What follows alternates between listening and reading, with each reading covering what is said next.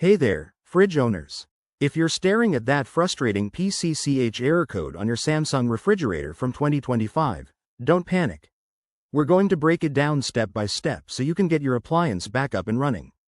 This error typically points to an issue with the refrigerator's cooling system, possibly related to the compressor or a sensor malfunction.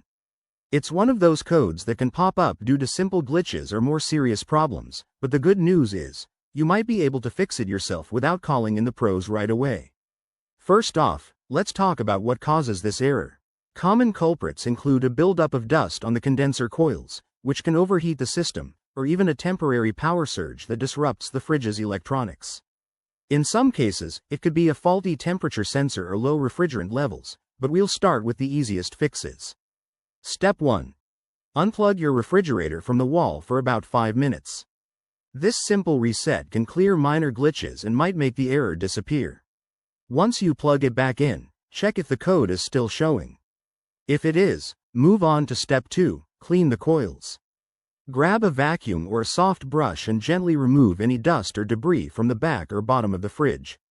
Make sure it's in a well-ventilated area too, as poor airflow can trigger this error. Next, inspect the door seals for any damage or dirt that might be causing the fridge to work harder than it should. If everything looks good but the error persists, it's time to run a diagnostic test. On most Samsung models, you can do this by pressing a combination of buttons. Check your user manual for the exact steps. If none of these work, it might be a deeper issue, like a defective part, so contact Samsung support or a certified technician.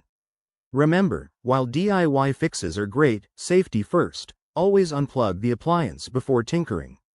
By following these steps, you'll not only troubleshoot the PCCH error but also extend your fridge's lifespan.